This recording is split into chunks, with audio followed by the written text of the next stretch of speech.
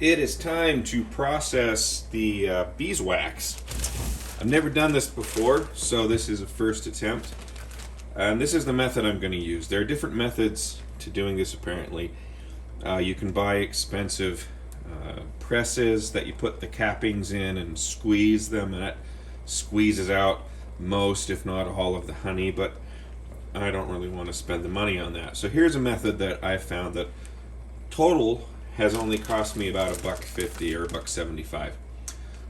What I'm first going to do is I'm going to get this water here boiling, and then I'm going to put all the cappings. These are the cappings from the honey that I extracted, and then this is the wax that I just gathered at different times during the year, cutting it out of the hive and whatnot. And I'm going to put all of this, well, first, these cappings, you can see they're full of honey still. I let them sit in my strainer for a very long time and strained out as much of the honey as I possibly could. There is still honey in there. And so this process is going to help me get that honey out and have usable beeswax at the end. Crossing my fingers that this all works. Anyway, so we're going to put all of this in here along with this wax that I've collected through the year. We're going to melt it all down into a kind of slurry of honey, wax, water, and other impurities. And then I will strain that into my honey bucket, which I have lined with a paint strainer bag. And I'll show you what that is. It's a paint strainer bag, a 5-gallon paint strainer bag. I bought this at Sherwin-Williams for about $1.70, $1.75.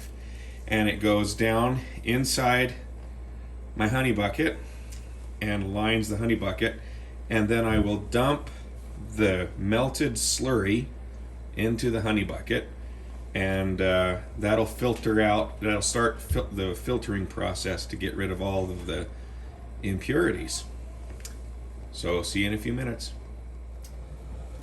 Looks like the water's almost boiling, so I'm gonna just put the wax in now.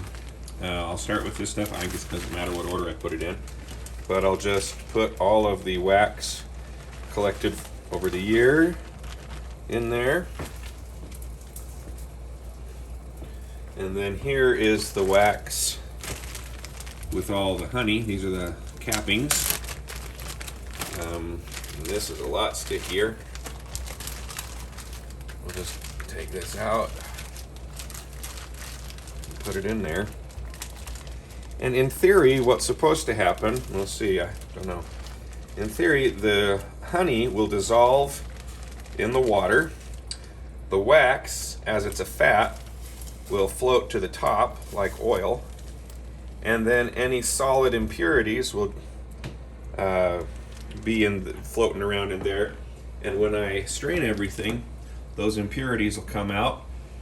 The water and the honey will stay at the bottom, and the wax will float to the top. Okay, so there we are. That is our mixture of water, honey, wax, and whatever dirt and gunk is in that wax.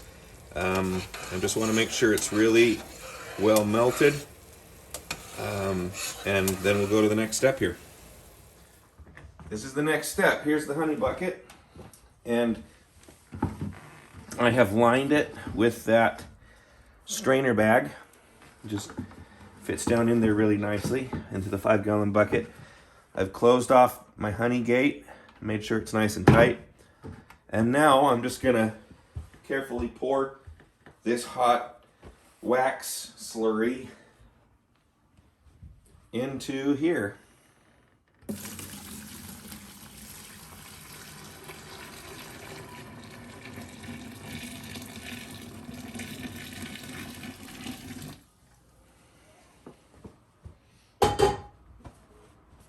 So that's done. And now I'll just show you what it kind of looks like down inside. So that's what we got. And I will now pull this bag out. I'll just let it drip out. And any dirt little bits of bee or whatever else might be in there that's solid that we don't want in the honey or in the beeswax will be in there. And now we just wait. This may take most, if not all, of the whole day.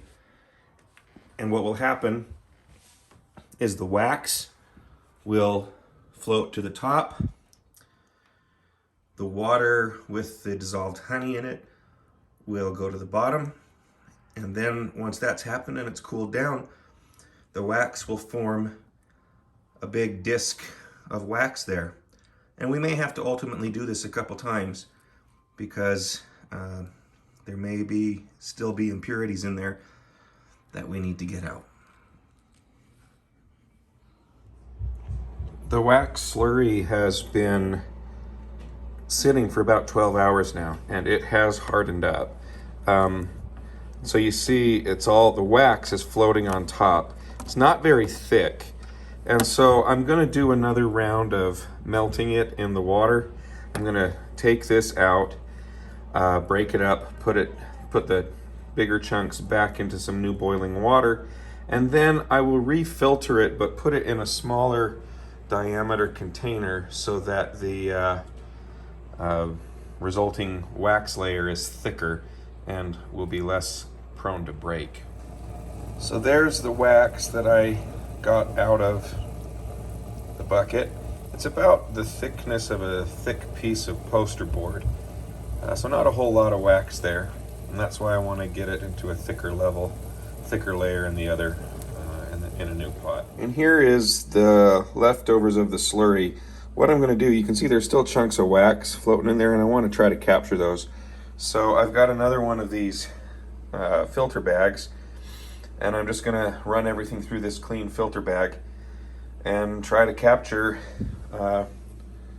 pieces of wax as they flow through there, and then I can put them in the new boiling water. So we'll just give this a shot.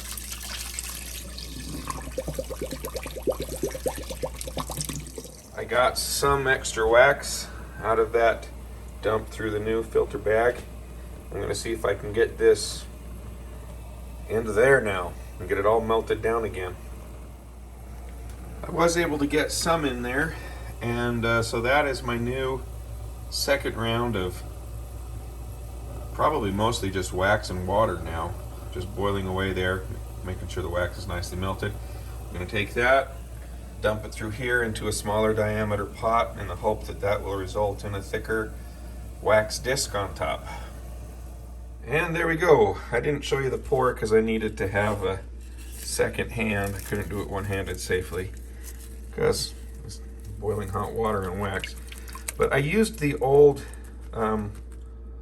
strainer bag because I figured, hey, there was some residual wax in that. Maybe if I get it, some hot water through it, it'll remelt and I'll be able to get any wax that might be left over in the bag into the pot. I don't know if that makes any sense, but we'll see. So there we are. We're back to this stage now. Just gonna let that sit now for overnight and see if the disc at the end of the night is any thicker. It's about 10 hours later, and I've definitely got a thicker disc of wax. I think I'm gonna, but I can still see some visual impurities. It's still thinner than I want it to be, so I'm gonna do the whole process again and put it into a yet smaller pot. This is the bottom of the wax disc, and as you can see, it's got these little impurities, and forgive my hands, I've been mowing my lawn. So I'm just going through with the back of a table knife and trying to kind of scratch these bigger impurities out. Then I'm going to remelt it and put it into that smallest pot that I have so that the disc hopefully is thick enough to really handle without just crumbling. And here is the final product. Using my smallest saucepan, I was able to get a disc about that thick. So that's wax from the cappings on 3 frames, and the bit that I saved over the course of the year. Now I just have to figure out what to do with it, but it smells really nice and not too many impurities remain. And so I'll put that away, put it in a bag, and now I have to figure out what to do with it. I just don't know.